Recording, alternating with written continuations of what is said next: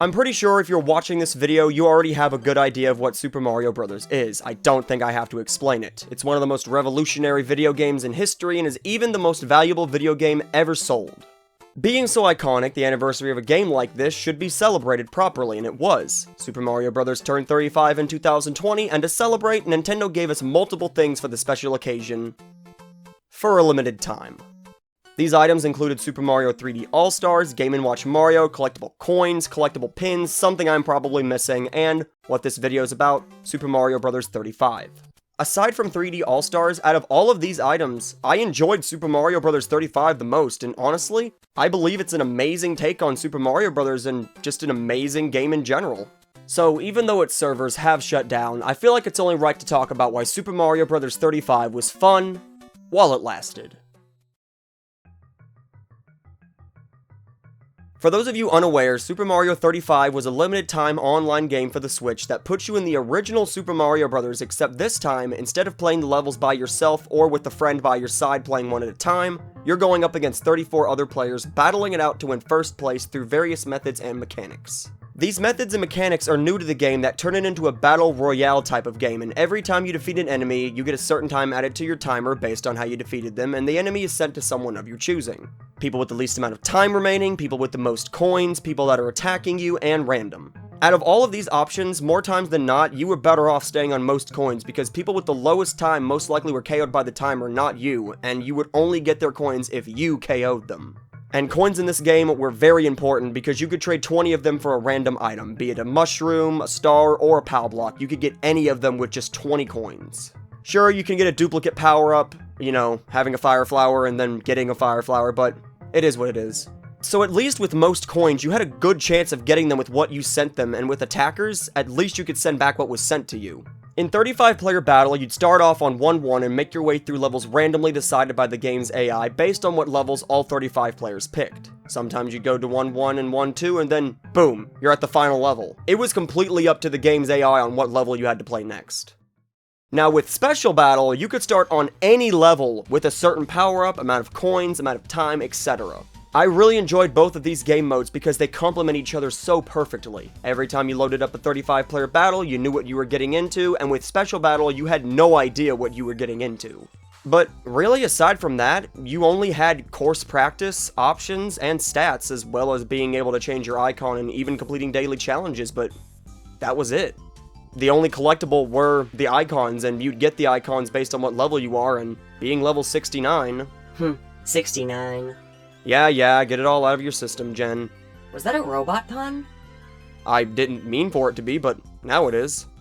Anyways, for a free-to-play game with no paid DLC, this game was incredible. You got essentially a perfect modern adaptation for what it is, and you're probably wondering what I mean by perfect adaptation, and despite how much I love this game, that's just the thing.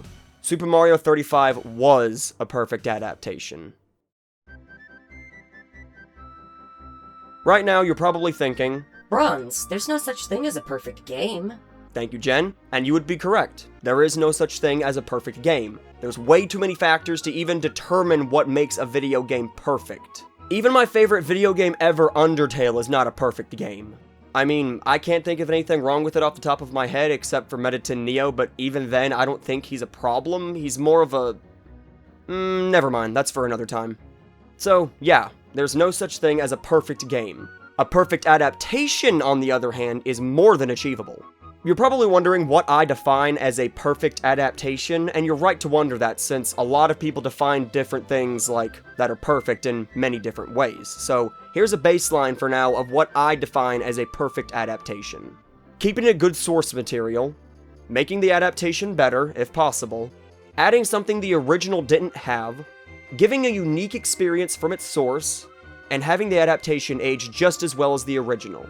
For now, these are the baselines of what I describe as a perfect adaptation. It'll probably change in the future, but for now, this is it. But before I continue, let me clear a few things up. First, remakes and reboots are not included because they're not adaptations. There's a fine line between the three, but it's still a line.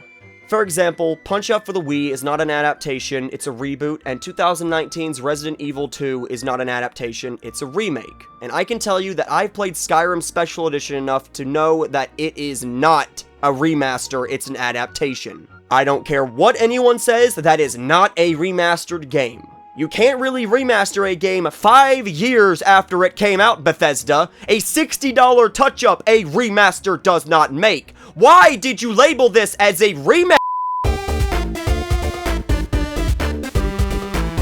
It's okay, Bronze. It's okay. I'm sorry, it just really pisses me off that Bethesda calls it a remaster when it's not, and...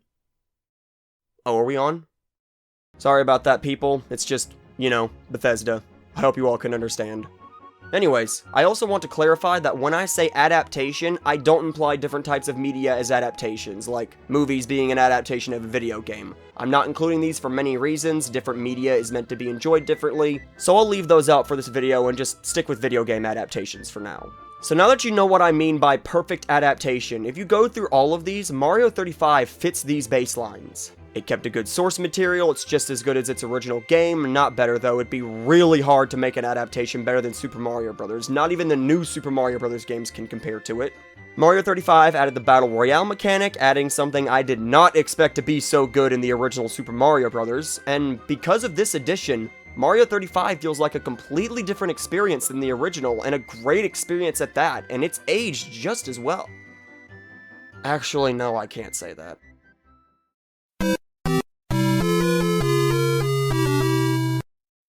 Quick recap, Nintendo decided that Mario's 35th anniversary was going to be celebrated for a limited time, and then on March 31st, 2021, all of that would be discontinued for no reason. I could go on about this, but I'm pretty sure that this has been criticized enough by the internet, so I'll just move on. Before any of the merchandise in Mario 35 were released, Nintendo said that they would be available for a limited time, and this was a little confusing at first, and honestly it still is, because until this point, Nintendo didn't do something like this for Mario's anniversary, or really, any anniversary at that.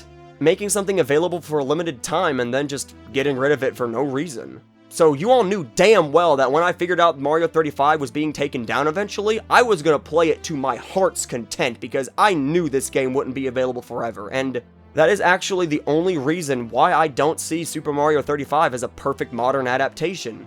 Simply because you can't play it anymore, and because of that, it won't age just as well, because you can't play it, it's that simple.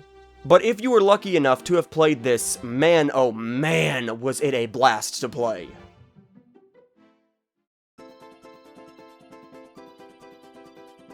If you missed out on Super Mario 35 and wanted to play it, I am sorry to hear that, because this game was so much fun to play.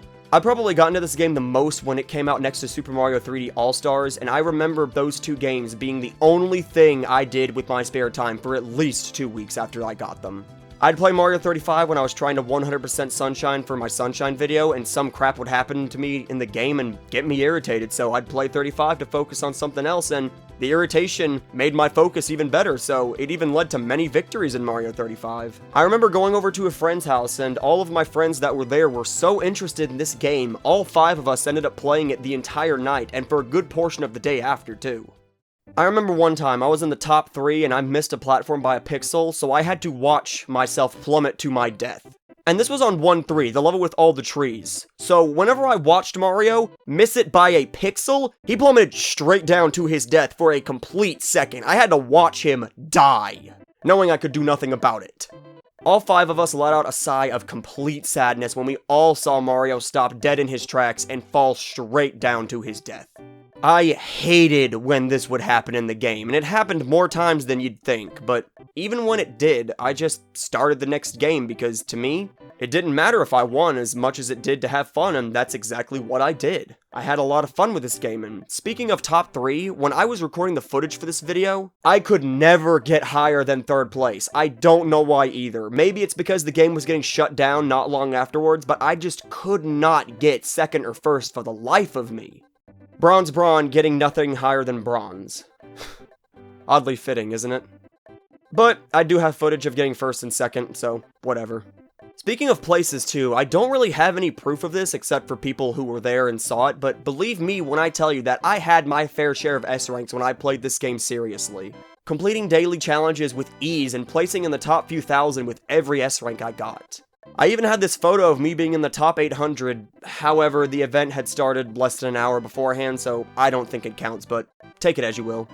I even remember looking up videos from Super Mario Bros. Speedrunners on how to get better at the game, and speaking of the game, aside from the Battle Royale gimmick, there was really nothing different about this game from the original. Except for the level system, of course, where if you leveled up, you'd get icons based on what level you were, and you could even play as Luigi if you reached level 100, but I never reached level 100, so here's footage of me facing a Luigi player to make up for it.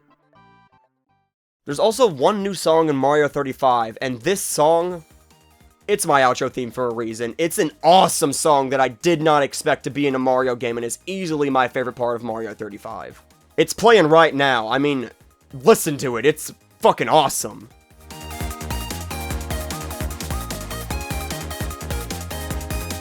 Alright, I know, I've gone on long enough. I've explained just about everything there is to explain in this game.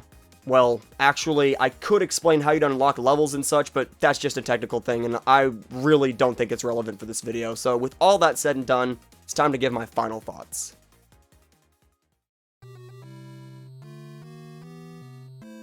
While most people will look back and see Super Mario 35 as an oddly handled game that celebrated Mario's 35th anniversary, I see it as a great game to experience when it was still up, and I don't regret a minute of playing it.